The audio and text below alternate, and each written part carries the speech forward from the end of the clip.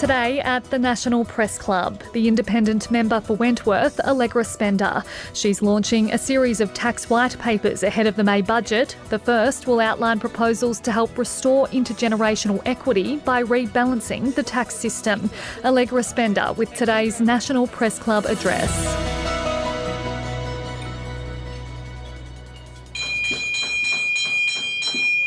Hello and welcome to the National Press Club and today's Westpac address. My name is Tom Connell. I'm the club's president, also an anchor at Sky News Australia, and I have to say, after reading some of the content today, unfortunately for me, a PAYG taxpayer.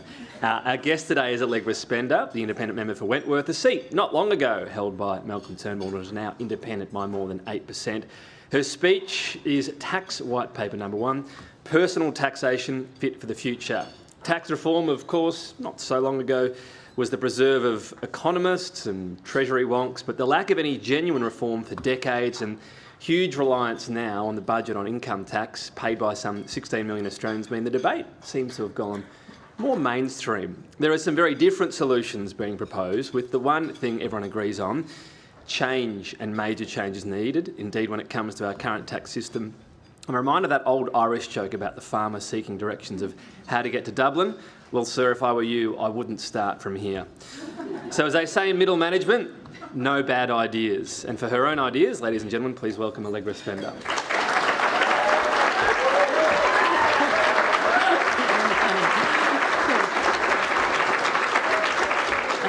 Thank you for that warm introduction. I'd like to start by acknowledging the land on which we meet and pay my respect to the elders past, present and emerging. So Australia is at an inflection point. The economists know it, the Parliament knows it, actually the people know it. The data is unambiguous, but for years we have chosen not to act. The Australian dream, that if you work hard, make good choices, you can build financial security for yourself and your family, is faltering. And the people who are feeling it the hardest are the ones that we should care the most about, our young people. So today I'm releasing a white paper costed by the Parliamentary Budget Office with a plan to help change that. A proposal that rebalances the personal income tax system, significantly lowering taxes on working Australians, paid for by reducing tax concessions on earnings from assets. It's budget neutral. Every dollar raised goes back to the Australian people as lower taxes on wages. Better rewarding hard work, building prosperity, and ensuring more Australians can build financial security and a decent life for themselves. It may not be perfect. You may have better ideas. Good. Let's have that debate. But the time for admiring the problem, for blaming each other, for playing fantasy tax reform is long past. The coming budget is the best opportunity for tax reform in a generation. It is up to all of us to seize it. So let me start with a story. A couple of months ago, I was running a pop-up office in my electorate in King's Cross. A young woman came over. She'd been watching from across the street, pushing a pram with twins in it. Let's call her Anna. Anna's a doctor at a local hospital. She started as a nurse and retrained. Her husband retrained too. He'd started as a police officer and now as a lawyer. They'd paid off their HECS debts. They'd saved. They'd done everything right. And they still couldn't buy a home. I have a good job, she said to me. I thought I made all the right choices, but we can't afford it, and I think about it literally every single day. And now I think about Anna every single day. What could I say? She's not alone. That this is a conversation that is happening in group chats, on street corners, around kitchen tables across the country. People who studied, who worked hard, who saved, and who still cannot build the life that their parents had. They don't want our pity. They don't want to have to rely on their parents. They are educated. They work hard. They want a system that actually works for them, and they're frustrated that the current system is failing to deliver the opportunities that Australians once took for granted.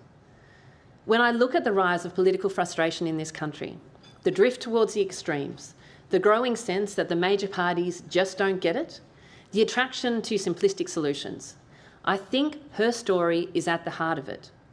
Because when people feel like the system is not on their side, They stop believing in the system altogether.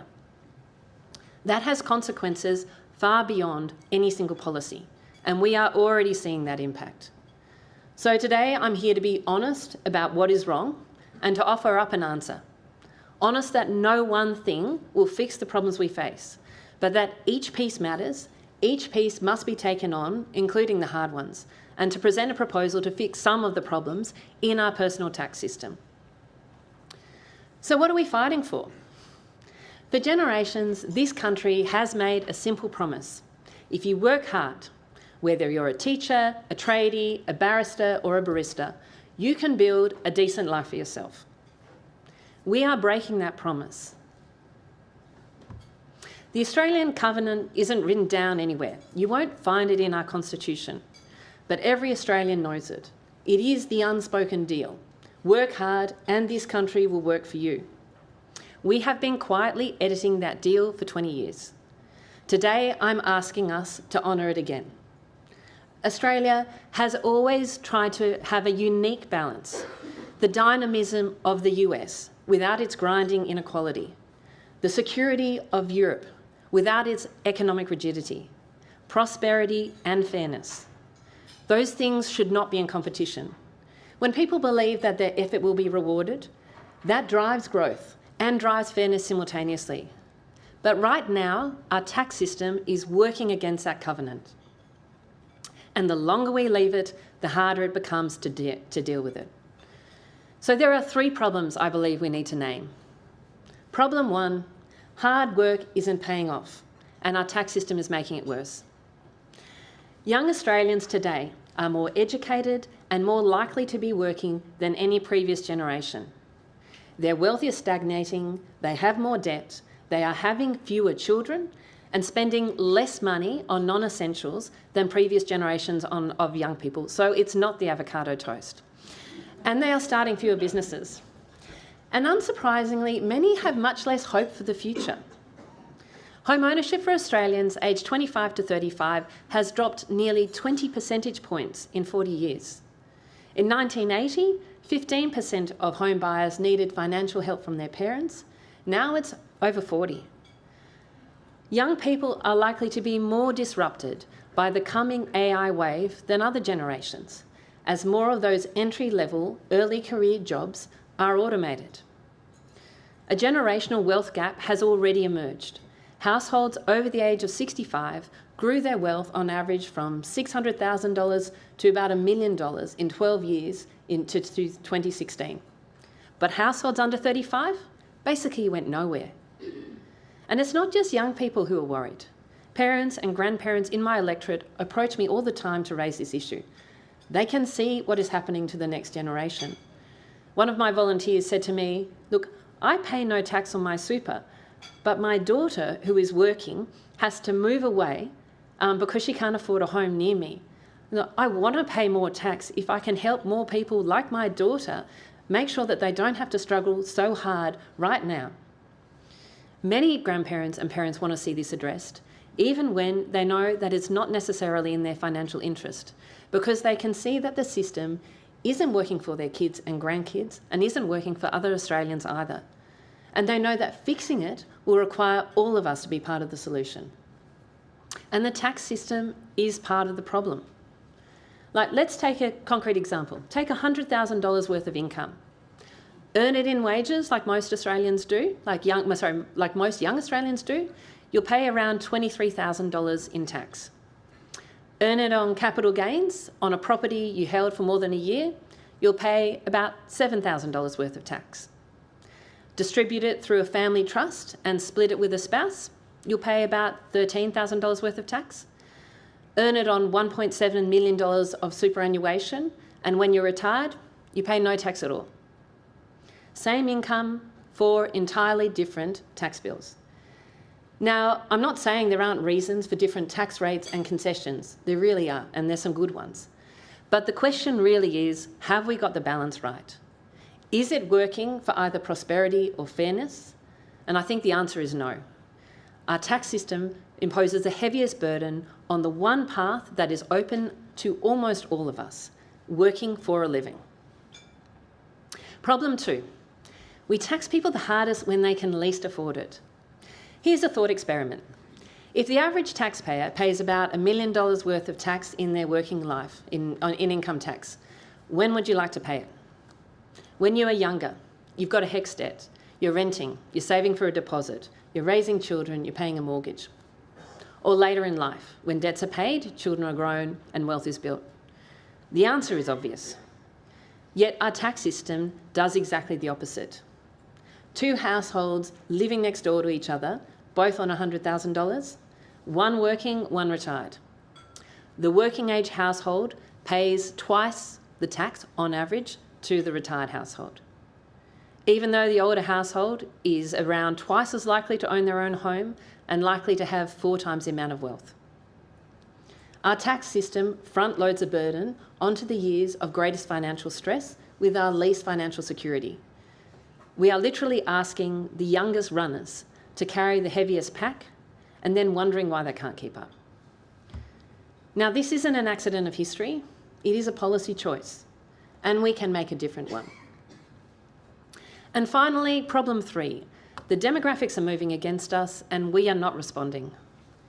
In the 1980s, there were around 6 working-age Australians for every person over 65. Today, it is fewer than 4. In a generation, it'll be fewer than 3. People over 75 will go from around 6% of our community in 2000 to 9% of our community at the end of this decade to 12% by 2040. We spend more money on older Australians than ever before, on health and aged care, and that reflects the values of this country. We care about our parents and our grandparents. We value their lives and their quality of life and their health. But although, I support it, but although it is true that older Australians are less reliant on the pension, average transfers to 75-year-olds are now around 50% higher than they were in the 1990s because of health and other types of transfers and tax systems. And my question really is, how are we going to pay for this? At the same time, the percentage of older people paying any income tax at all dropped from 27% of the population to just 17%. Realistically, we cannot fund a growing burdening of aged care and health services by silently extracting more from a shrinking pool of younger workers. It's not sustainable and it's not fair. Now to my proposal. Let's be clear about what this is and what this is not. It is not about increasing the tax take. I do not believe we should be taking more money from Australians right now when the government spending has already risen substantially and people are not sure they're better off for it. We need to grow the pie, not simply redistribute it, and so this package does not grow government. Every dollar raised from reducing investment concessions is returned to working Australians through income tax cuts. Budget neutral, every single dollar. The centrepiece is cutting taxes on wages and salaries, reducing the lowest rate to 13 cents in the dollar and a 2.5 reduction in every other marginal tax rate. For someone earning $100,000, which is close to the median full-time wage, that's more than $1,600 back a year. For someone on $200,000, it's around $4,000 back. My proposal is a deliberate rebalancing of the tax system to reduce the burden on wage income, to reduce the tax burden when people are younger, when they're trying to get started, trying to build their financial security, and rebalancing the system to when people can better afford to pay that tax. And to fund those cuts, my proposal suggests 4 changes. First, reduce the capital gains tax discount from 50% to 30%. Investors can still earn a positive real rate after tax and inflation. Our own history confirms it. Secondly, ring-fence negative gearing, so investment losses offset against investment income, not against wages. This is pretty standard practice across comparable economies. It ends the perverse incentive that would mean that property investors can reduce their wage tax while outbidding first home buyers in the property market. Third, set a minimum tax rate of 27.5 cents on investment income when there's no labour income. Use our tax-free threshold to encourage people into work and reduce the incentive to use trusts to minimise tax. And fourth, bring the principle of bring principle and stability to the superannuation by aligning earnings thresholds over time more closely with income tax thresholds. A principled system is a stable system. A stable system is one that Australians can actually pay for and plan for. Now, transitions really matter. I've designed this proposal pretty carefully. No one is penalised for decisions made in good faith. But historical advantages are not entrenched. Capital gains tax charges only apply to future gains, but that means future gains on assets currently held are also taxed at a new rate, as are assets bought in the future. Negative gearing changes are phased in over a period of 5 to 10 years. And superannuation changes, some of those over 10 years, with a one-off opportunity for those with high balances to reposition immediately. I'd like to speak directly to those people who would pay more tax under this proposal. I know you've worked hard. I know you've made sacrifices. I know you've made the right decisions for you and your families. You've followed the rules. I'm trying to be genuinely fair in this design. But we also have to be clear-eyed. We are on train tracks and we can see where they head. Not a cliff, not a sudden disaster. Just a slow arrival at a country where your parents' balance sheet starts to matter more than your own ambition. Where people don't have their children or grandchildren that they want because of the financial pressures for the young come all at once. Where we don't know how to pay for the services for older Australians that we care about so much and which they rely on. We can see where we're headed. We do have time to switch the destination, but only if we act now. And I don't believe that's a country we want. This requires trade-offs. It requires change. I'm not going to pretend otherwise. Let me answer some of the hard questions up front. Some will say that this will reduce investment. It will not.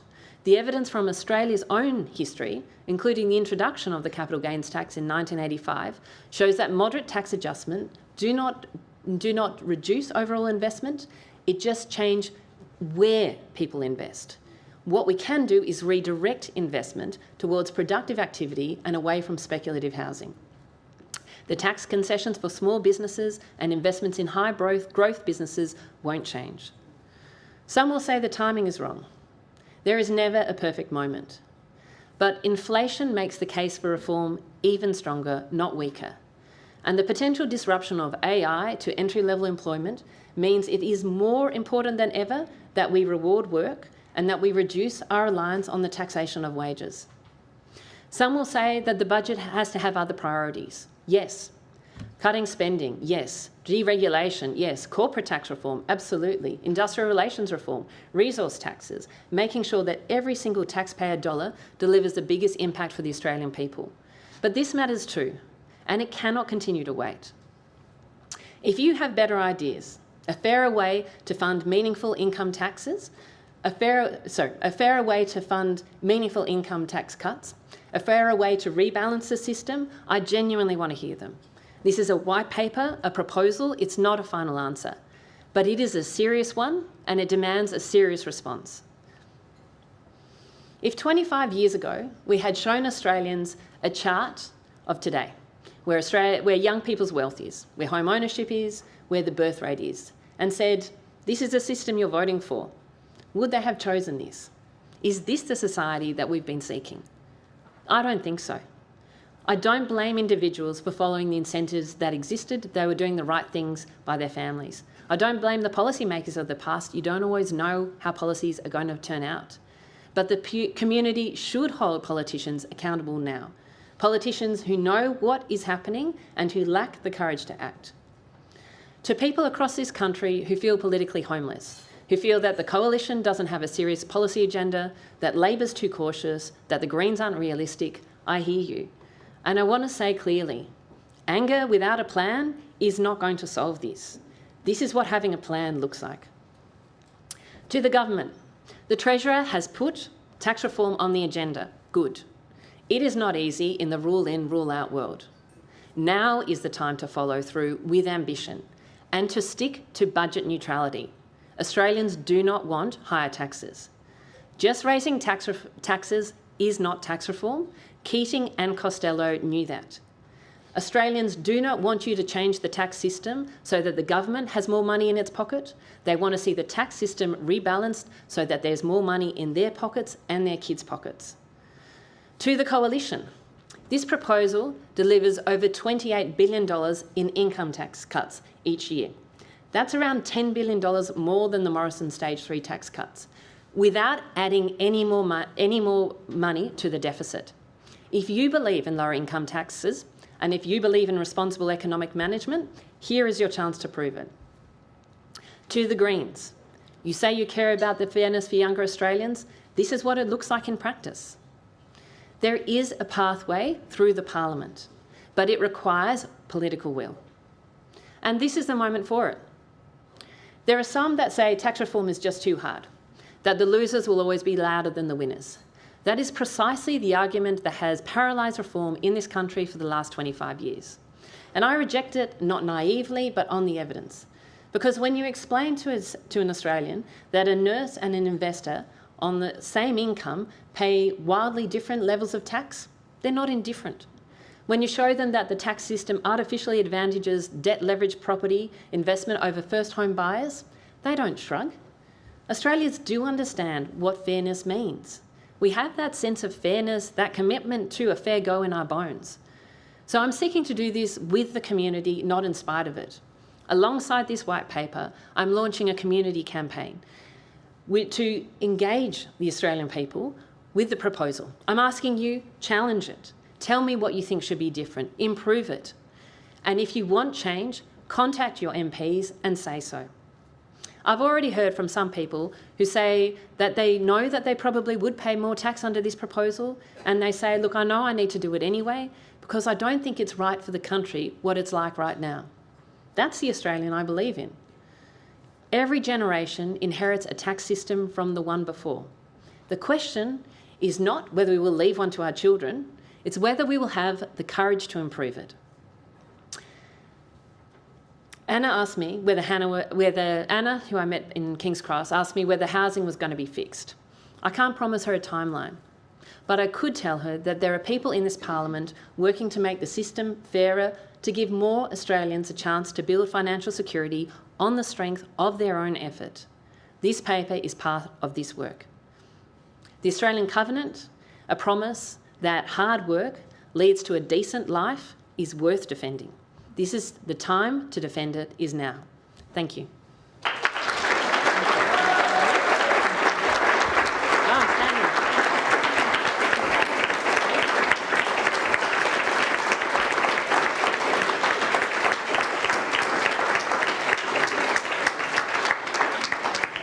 Thank you, Allegra. You did ask a lot of questions, but I've got a few still, and so do some of my colleagues. Interested in going about this exercise, because it's a pretty thorough one. Yeah. Did you go in with any different ideas that you had to actually go, maybe that's not a good idea, whether it have been an inheritance tax or let's not have any new taxes? In doing this exercise, did you actually think there were things you might have done or would like to do that you no longer will because of whether it be budget constraints or fairness or anything else? Look, we've looked pretty broadly. And look, I'm sure I'll probably get a question on the GST because I think a lot of people would say, you know, isn't the obvious answer the GST? And, you know, for example, when I looked at the GST, I thought, you know, what I came out with is going, wow, it's not the magic pudding that everybody assumes that it is in terms of its ability to really fund income tax cuts. And honestly, politically, right now, you know, with inflation high, Australians do not want to see higher prices on anything, and I just think the GST is politically impossible. So I would say that did look pretty widely, and you know, this is, yeah. So you look widely, but this is where we landed because we felt that this was the best package that could deliver fairness, could really build the system that you want for the future. Because a big part of this is also, it's about helping young Australians get ahead, but it's also making sure that this is robust for another 10, 20 years, because we know that tax reform doesn't come around very often. And so when you build, you have to build for the long term, not just the problems of today. You also had a message for the Greens and the Coalition. There's another party polling the sort of mid-20s at the moment. Are you reaching out to One Nation as well, given their importance now and maybe more importance in the future? I think the pathway through the Parliament is those current numbers. And so that's where, I think this is not something we can put off to the next election. This needs to be, the time to act is now. And I talk to young people. They are not waiting around for another 2 years for an election promises. They want action now because this is difficult right now. So we will see what different elections bring. But I think, this does go a bit to this question of trust. When you are not dealing with the issues that are front and centre to people, with their daily lives, then I think people trust politicians less. And that is why I'm saying that there are issues facing people right now that need to be dealt with now, with courage, with real sort of boldness of action. If you leave it another 2 years, they will lose more trust, I think, in the major parties, and they will move further away. So this is why it matters to act now. Patrick Commons from The Guardian. Thanks very much for your speech and always thoughtful contribution to tax reform. You've spoken about the urgency of reform and a lack of political courage. We have a government in a historic position to pass really meaningful reform, but they are committed to, in the words of the Treasurer, to bite-sized chunks, to tweaking at the edges. So my question is, do you believe that the government and Jim Chalmers in particular is wasting a once-in-a-generation opportunity to make meaningful reform to the tax system? And if they don't seize this opportunity, what does Australia look like in another 10 years? Look, I don't want them to waste it, which is why I've released this paper and why I want them to be ambitious coming into this budget. I think that this budget is really important. It is really important from a tax point of view. It's incredibly important from a productivity and a spending point of view as well. But this is an opportunity. They do actually have genuinely two pathways to deliver significant reform to the country that will help young Australians and frankly all Australians, I think, have an economy and a community that is better off. And so they shouldn't waste this. And so, I respect the Treasurer putting tax reform on the agenda and he's held it there for the last, since they had, I think he spoke in the press club here. That's not easy to do. He's held it there. We just don't waste it. I think this is the opportunity to be bold. I think people want them to be bold because we recognise that this system is hard. And if you look at piecemeal reforms, someone once described it as a balloon. The challenge is of squeezing one bit of the balloon is the balloon goes somewhere else. If you are looking at saying a true rebalancing of the system, if you are going to make a meaningful difference, a substantial difference to income taxes of people who are working, the people who are under this greatest of pump right now, then you are going to have to do something bigger than the bite size. Next question, John Keogh from the Australian Financial Review. Thank you, Ms Spender, and congratulations on putting together a document that you would hope that governments and indeed the Treasury is still capable of producing too, because there is some thoughtful stuff to debate in here. Yeah.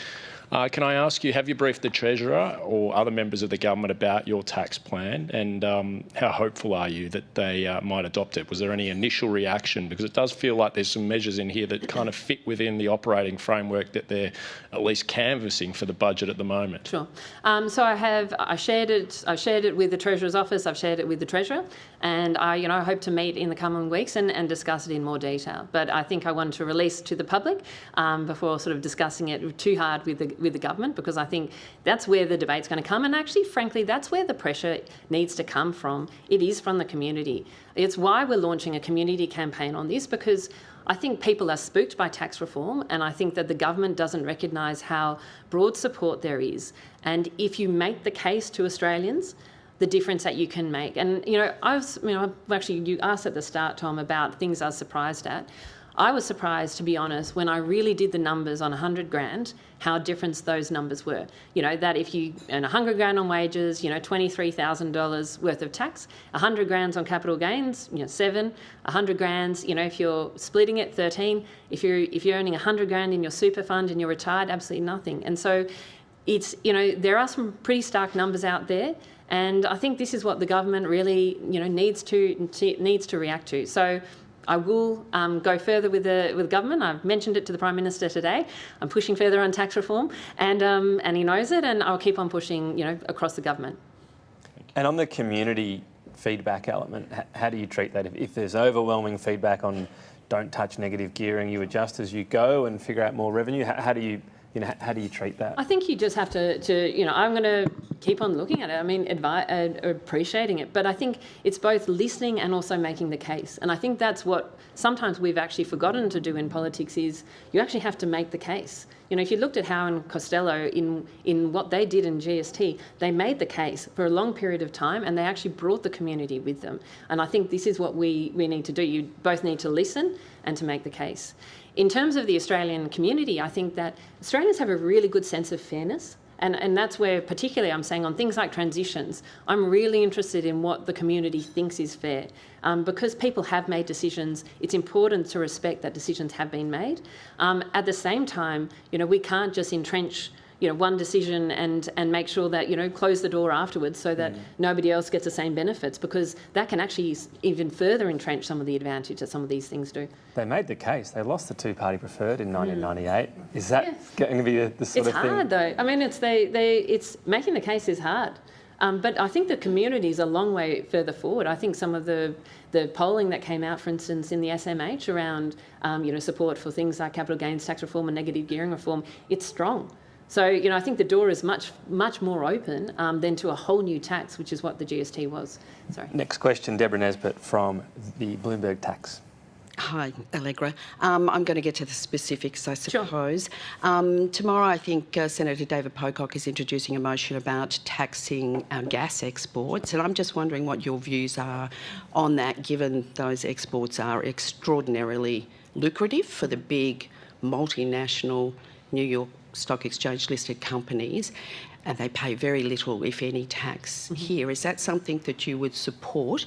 And I guess what's your feeling about how that'll go in Parliament? Look, I think there are a couple of, there's both the short term and the long term in relation to sort of gas and resource taxes. In the short term, we have a war that is affecting gas and oil prices. And I think we need to learn the lessons of 2022 and not make the same mistakes, where Australia's gas exporters earned about $40 billion worth of extra revenue out of LNG. But in terms of tax benefit to the Australian people, I think it was around $6 billion, or it was a significantly smaller amount. And I think that really matters because that money that sort of big spike in terms of their earnings and their profit didn't come because of their great long-term investment decisions or anything else. It came because there was a war. It was a war-driven price spike, and then there's a war-driven price spike on Australian resources. I believe Australians should get more of that return. So what I want the government to do is actually to introduce a legislation that would capture that sort of gas price spike or that resource price spike when it's war-driven, making sure that more of that goes to the Australian people, purely when it's based on a war and that sort of a conflict. In terms of resource taxes, we do need to change resource taxes. So back in the 1990s, we earned around the Australian taxpayer got about 30 cents back for every dollar of oil or gas that was sold. Now we get around 7 cents. No, so that's pretty stark, and it's happened over a long period of time. So there is really broad reform that needs to happen in that space. The question I think is really important is you need to make sure that people can still invest. You need to create investment certainty. I think that's a really important part. And so, what I'm looking at is specifically around, different resource taxes, and I'm genuinely looking at this as part of future white papers. How can we restructure our resource taxes so that we capture more of the price upsides without reducing incentives to invest? Next question, Shane Wright from the SMH and the Age. G'day, Ms Spender. Shane Wright from The Age and the SMH, and welcome to the room where Peter Costello announced that tax-free super for people of retirement age. Hey, lucky them. I was there and I remember it very well. A lot of us have been playing tax fantasy football for a long time. Yes.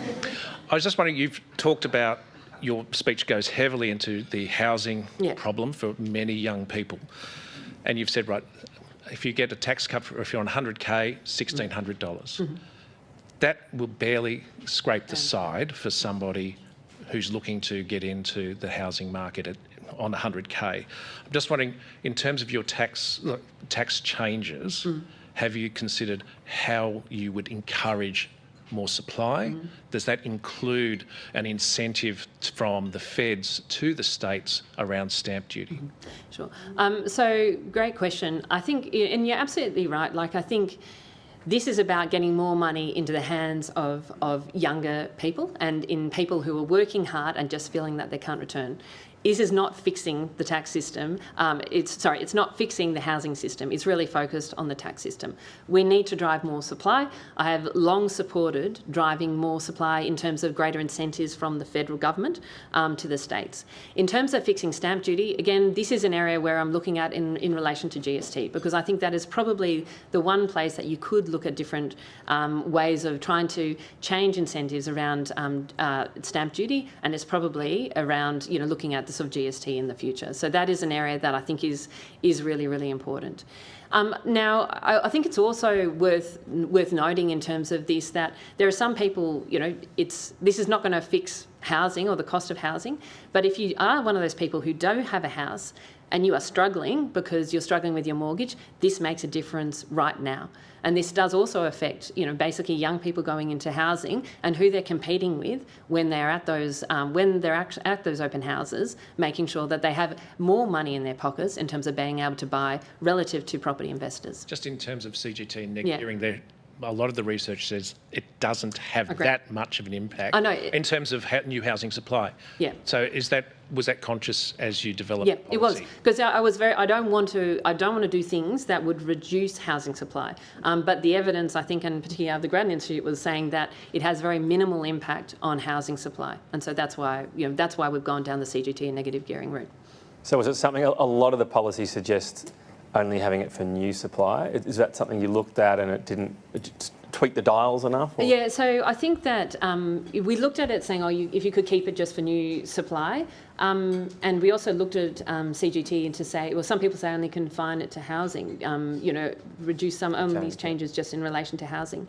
I think the reason why we decide to go broader is, one, is what we're trying to do is actually fund lower taxes on income, and that's on wages. That is actually the goal. The more that you kind of restrict that, the more that you can't actually fund the goal, which is to reduce taxes on wages.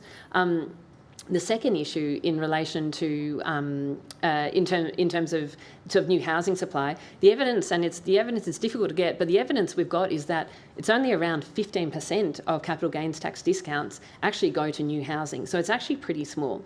But the danger of creating a complicated tax system is that people start to do funny things to try and make sure that what they're doing, fits into that system. So that's why we felt, given how little impact it would have on housing supply, we decided not to pursue it. Next question, Corey McLeod from Innovation Oz. Thank you so much for your address. One of the sections in your white paper talks about the taxation of trusts. Mm-hmm. One of the theses is we want to create more businesses of value. Obviously, family offices and trusts are sophisticated investors in many cases. How do you see any changes creating the settings, if you like, for the creation of more businesses with your white paper? I think that I don't think it does affect that. I think the point on this is the changes in relation to trust really only is really directed around income splitting, to explain really the point on this is, for some people they have a choice about, they can do their job employed, by an employer, or they can do a sort of pretty similar job, but through some sort of a company which they can then distribute benefits through trusts. And then in some cases they can then split that amount, maybe with their kids, maybe with their spouse, to reduce their tax bill. In some cases this can earn benefits up to $25,000 less tax. So it can be really, really significant.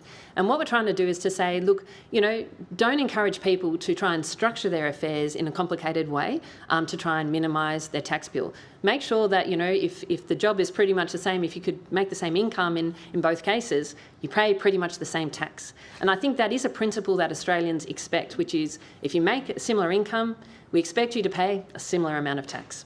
And so in terms of, I've worked in my own family business for 10 years. Family business, growing businesses, it is absolutely incredibly important that we fund those. But again, when we did this paper, we looked really hard to say, well, is this going to affect it? And the answer really is no.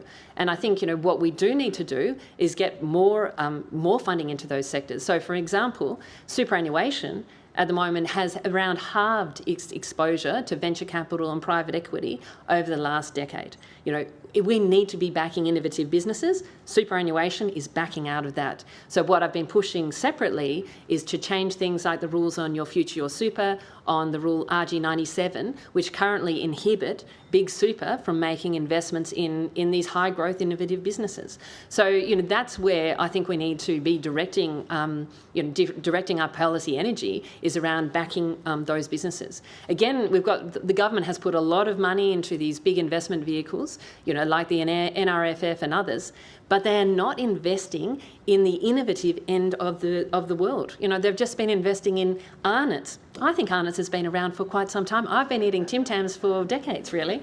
So, but the point is that why is the government directing public money towards Arnott's when we should be directing public money, if we're trying to drive innovation, to young, high-growth businesses? That's where it needs to go. So this tax proposal doesn't affect that investment, but there are many other things the government should be doing right now in terms of driving investment in innovation, because that's where we really need it. That is what's going to build the wealth and productivity for the future. Thank you. Obviously, the biggest cohort is the PAYG taxpayer. Yeah. Next biggest in number is small business. Did you look at them here, or is that a future white paper? Or what are the? In terms you of mentioned innovation specifically, yeah. but if a young person right now wants to start up a small business, yeah. Is that a viable landscape, or is that becoming unviable as well? Look, I think what you're seeing is actually young people aren't starting businesses. And again, I think this comes down to risk. I often use the example, when my mum started her business, she owned a flat. Tell me, which young Australian owns a flat before they can start a business, because they just don't have that risk.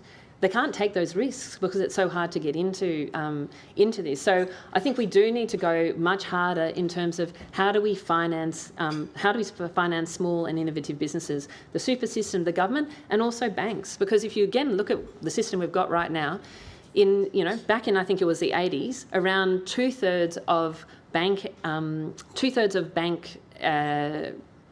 lending went to business, 1/3 to mortgages.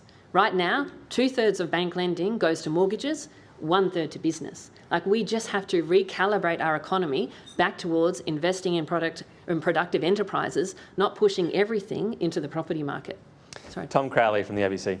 Hello, Allegra, and thank you for your speech and for your paper.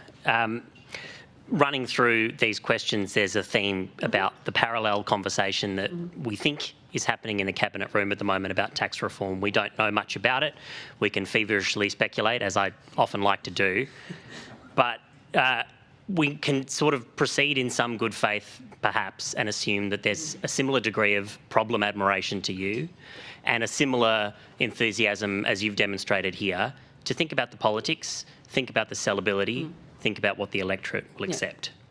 That's a conversation that you've chosen not to participate in by engaging in politics as an independent, even though many people would imagine that if you were in a major party, you might be a candidate for an economic portfolio and might sit around a cabinet table, or perhaps a shadow cabinet table in a much reduced opposition. I won't ask you necessarily to get to Where's that. this question going, Tom? I'd like you to speak a little to that trade-off. You're advocating here in public for tax reform. Why is it that you see that you can achieve more doing that than seeking to be sitting around a cabinet table and having the same discussion with a cabinet submission instead of a white paper? Good question. Because when I got into politics in 2022, no one was talking about tax. The whole conversation was, don't worry, from both major parties, we're not going to touch it. In 2025, there was, I think the coalition said, we're going to cut fuel excise. That was their big tax reform, and the government was going to take a couple of cents off, off income taxes and tax simplification, which were certainly much better policies than the other ones. But it has not been reformed. So the point is that if I was in the major parties, they are failing so far to have the hard conversations about things that matter to people. I think that is why I got elected, because I'm willing to have difficult conversations and to have them publicly. In the old days, people did used to produce green papers and white papers to really talk about these problems and bring the community on, but we seem to have given up on some of that. And I think there's really something to be said for bringing back some of those pieces. So I think I've had more impact as an independent on tax than I would have in any of the major parties, because I'm not afraid to speak and I'm not afraid to bring the community on or to listen to the community. And I think that really, I don't have to, like the shadow treasurer has identified intergenerational equity as an issue. But, is saying, oh, no, well, we're not going to do this and we're not going to do that. Even we know that those things do impact intergenerational equity. That is the trade-off and that's the cost, I think, in terms of making decisions and in terms of actually speaking out and having influence. So I think it is about being willing to speak up on the issues that matter to the community and to speak and honestly put real solutions forward, because, when was the last time, particularly, oppositions and others have put forward this sort of detailed analysis? I don't know. Independence. Yay, independence. Sorry, I'm not super. There have been a few articles and theories around a centre-right party. If you hit a brick wall on this, would you think about that? You could get a few recruits from Table 4, perhaps. I'll do a poll afterwards and see what they think, see how we go. What do you think, though? I mean, if the Liberal Party goes the way it's going right now, is that a viable option? Look, I'm saying I'm really proud to be an independent, and I'm proud of the impact that I have had as an independent. And I have to say, at the moment, I think the Australian public is sick to death of party politics, the revolving door that keeps on revolving in terms of party leadership and things like that. I think people are really looking for right now is policy solutions to the issues that matter to them. And so that's what I've been focused on. That's why I came to talk today. Ron Marsden from the AFR. Thank you, Ms Spender, for your speech. Morris reliably informs me that we've got a bit of time, so I'm going to go for a triple header or a one and then a double header follow-up.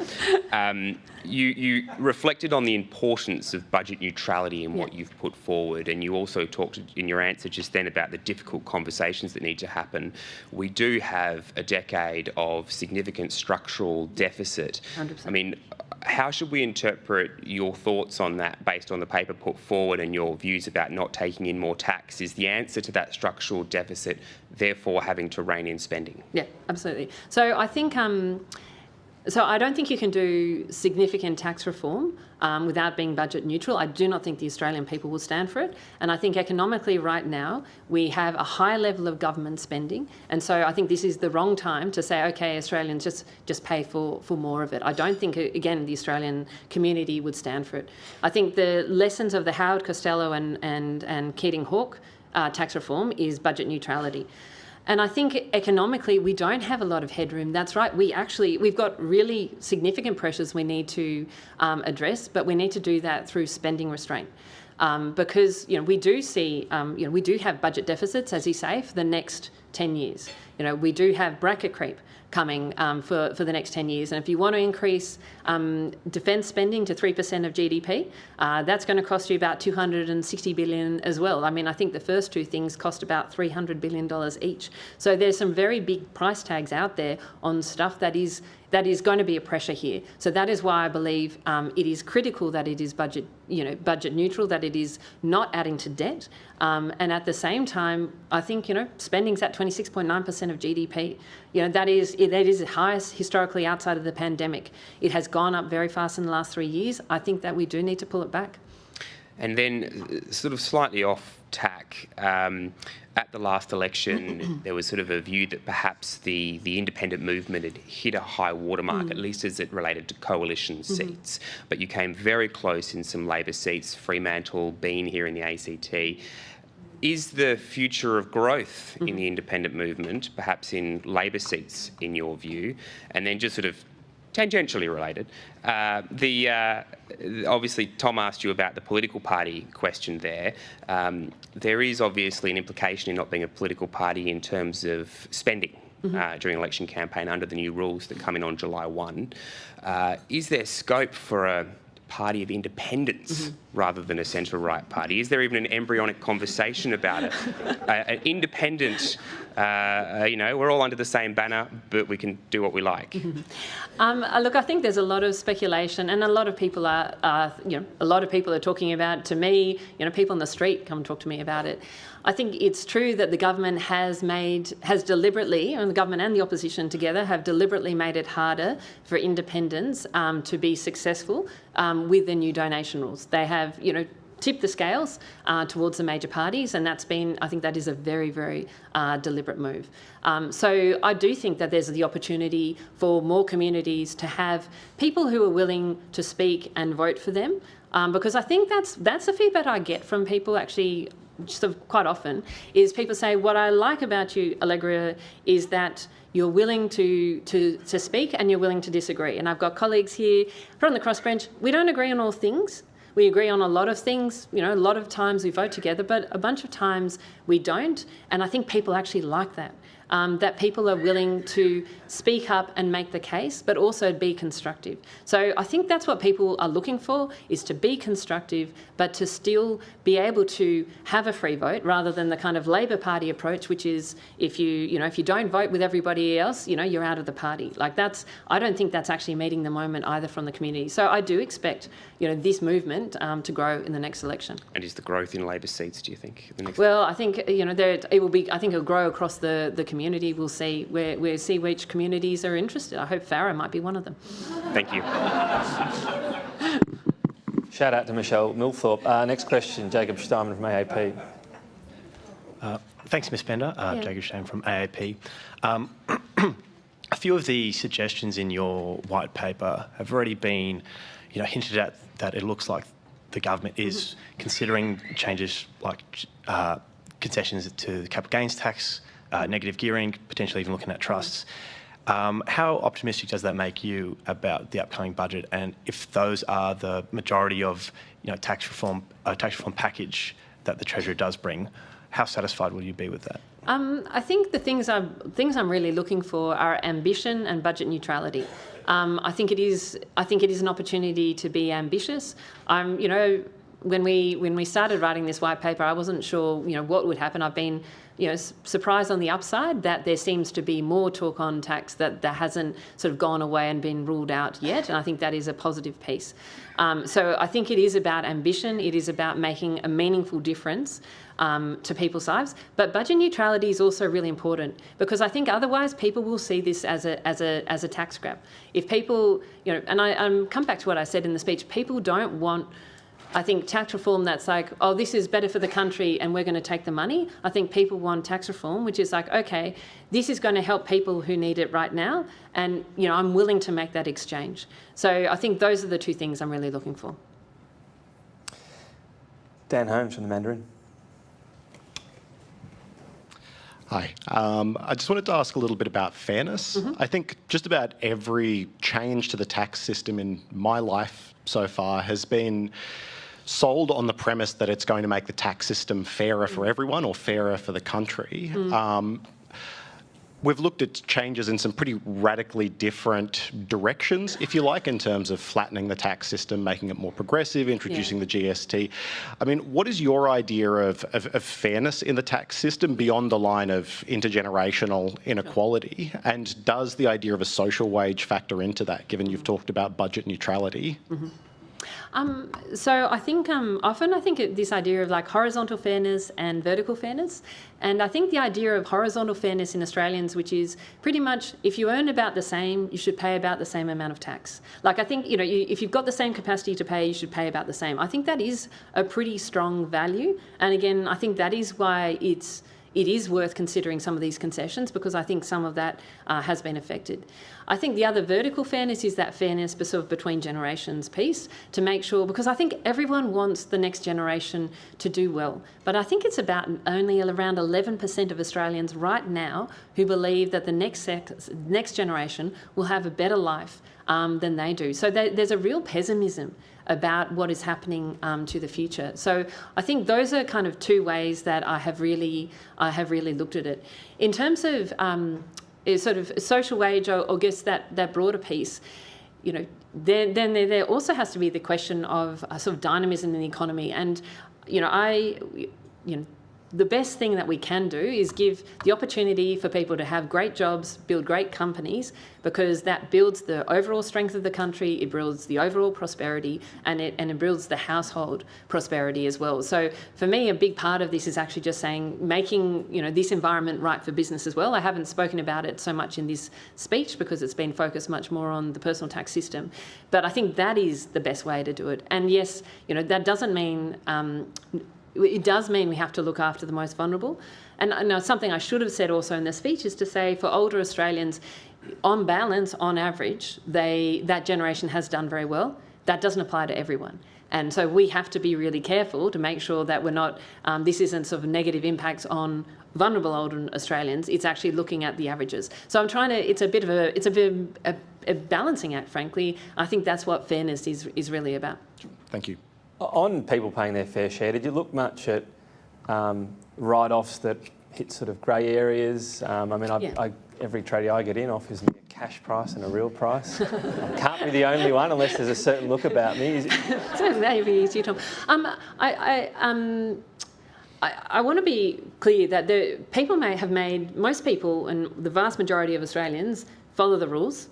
And do and I think just try and do the right thing by the rules and also the right thing by their families. So this is for me not a saying, oh well, they've taken advantage or anything else, but it's just saying, look, we've written the system. Is that system actually delivering what we want?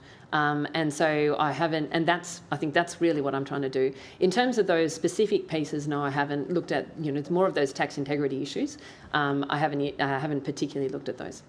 Julie Hare, freelance journalist. Hi, thank you very much for your speech. So good to have such a meaty discussion about such an unpopular subject. Yes. So more than 50% of school leavers now go to university.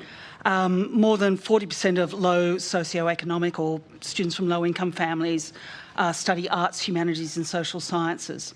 Student debt is at an all-time high, and as a policy known as job-ready graduates, a Morrison-era policy flushes through the system.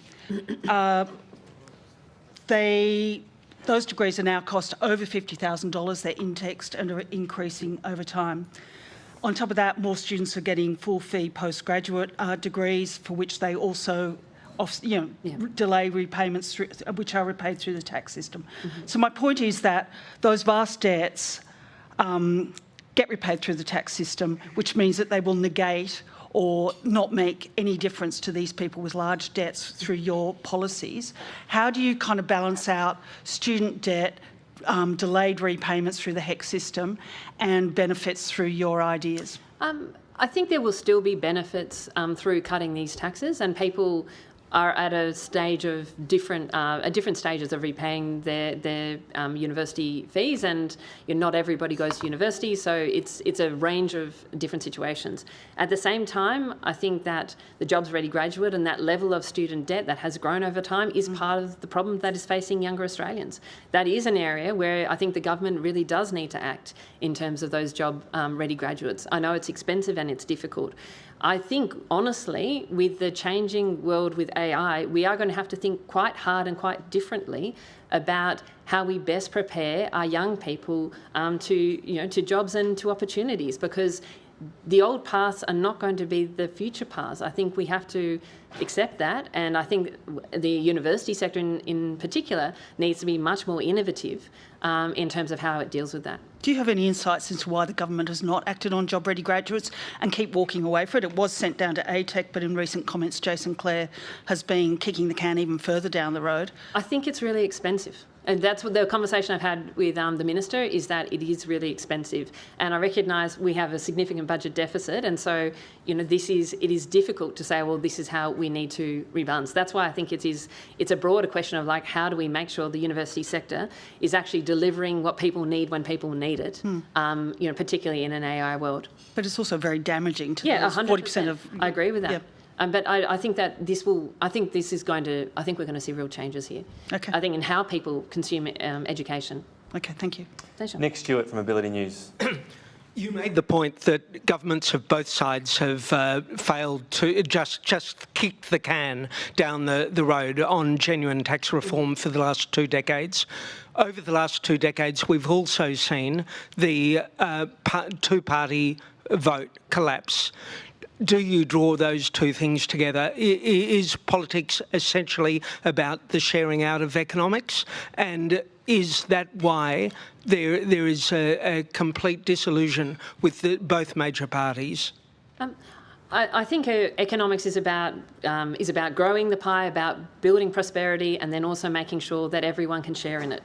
That's what I think. That's what Australia has worked for Australia: building prosperity and building fairness at the same time. I think that one of the reasons why people have abandoned the major parties is because they haven't dealt with some of these hard issues. Let's look at housing. It has been building for 25 years. And neither the state, federal or local governments have done enough about it. And so now we have reached a crisis point where it is harder and harder, and it's more difficult and expensive to unpick that.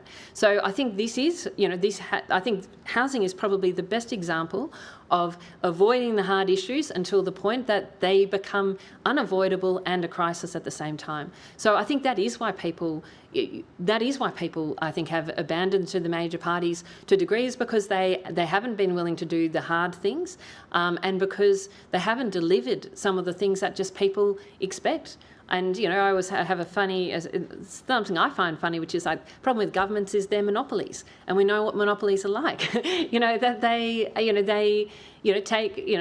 take for granted communities, they ignore services, and they play politics. This is what frustrates, I think, many people, is I sit in question time, I listen to, the debate, and what we hear time and time after again is the point scoring. Oh, it's your fault. No, when you were in power. No, it was your fault. Oh, well, you said this. It's not actually dealing with the substantive issues that are changing people's lives every single day, and that's what people genuinely want people to focus on. Patrick Cummins from The Guardian. Hi again. I had a question. The Guardian's been doing quite a lot of reporting on this massive transfer of wealth from one generation to another, and that this is entrenching a lot of this intergenerational inequity that you referred to in your speech. So why haven't you considered, or why haven't you included an inheritance tax in your plan? Okay. So I've spoken to a lot of economists who say that inheritance taxes don't work. What you normally do is you raise very little money and you sort of get the middle class who can't avoid it, and you don't capture actually the sort of vast bulk of wealth. I think Australians do not want an inheritance tax, and so I don't support it. It's neither good economically, and I think the community does not want it. But I think what I'm trying to do here is to say, what do people do want? Is they do want people's hard work to pay off.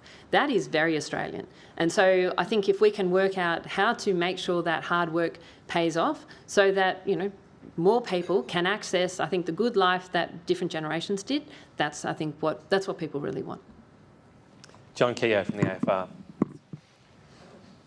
Thank you, Ms Spender. Actually, I was going to ask this question anyway, but I had an email pop in my inbox from my story talking about your tax reform plan that's just appeared on the AFR website. And you do represent one of the wealthiest electorates. Many people there would no doubt use trusts, company structures, capital gains tax discounts, all those sorts of things. This person, who I assume might live in your electorate, but I'm not sure, says, how do you propose, and I'll remove the expletives, screwing over people in your own electorate? You should go on a fact-finding tour in Watsons Bay, Double Bay, Rose Bay, Paddington. But more seriously, can I just ask on that, how have you been able to manage the internal politics of your own electorate, where no doubt people are using a lot of these sort of structures quite tax effectively? Yeah, sure. I think it's a difficult and challenging question. I mean, and that is why I've been talking about tax really publicly for the last 3 years. I released a tax green paper which basically said I'm worried about intergenerational equity, and I think we need to lower income taxes, and these are some of the things that we might need to consider. I handed a bunch of those out at polling booths. It has really been sort of out there. And again, next week I'm going to be doing 2 events in the community, and I welcome the person who has written to you to come and talk to me about this. I do genuinely want to have a conversation about this. I think people are worried, and I do understand that people want to make sure, have made good decisions, are looking after their families, and that matters to them, and they, want to make sure that can continue. At the same time, I think I also get many people in the electorate who go, I'm really concerned about what's happening in this country and how we can move forward. And so it is about having an open conversation. It's not being afraid to have that conversation and have that conversation publicly. I've put it out as a white paper. It's a proposal. They can change my mind. I'm all ready to listen, but you've got to start somewhere because we have a problem here. And what I will ask this person is, what would you like to do about it? Because if you want to, some people say just cut spending. Well, how are you going to cut spending enough to deal with this? Genuinely, if you've got a budget deficit that's sustained, if you've got bracket creep that's sustained, if you want to spend more on defence, that's about $900 billion in the next 10 years. How will you pay for it? If you're saying, well, these are other kind of areas that they want to talk about, I'm all ears. But I think it's got to be concrete. Let's have that debate. Thank you. So we in the fourth state love a winners and losers table when there's a policy. Would you suggest that instead of a losers table, these people that would pay more tax, they're still winning, but they're winning a bit less, even if that sounds a bit Trumpian? Yeah, no, I'd say that. I genuinely say that this reform actually cuts taxes on most people, right? So I know that, and I'd say that to you, John, as well, that this is about reducing the tax rate. So I know people may say, well, it's going to reduces the tax concession on capital gains tax. It also reduces their tax rate on every single dollar that they pay in tax. So that is a benefit to them, and it will be a benefit, to their kids. So I think that's why I think neutrality is so important, because I don't think you can just go straight after and say, hey, we want to tax you more on your assets, but we want to keep the money. I think you need to give that money back, but give it back in rewarding hard work, because this is what this country is built on, reward hard work. We do appreciate debate over slogans here at the National Press Club, so thank you for your time and your ideas today, ladies and gentlemen. Please join me in thanking Allegra Spender and his membership of the club.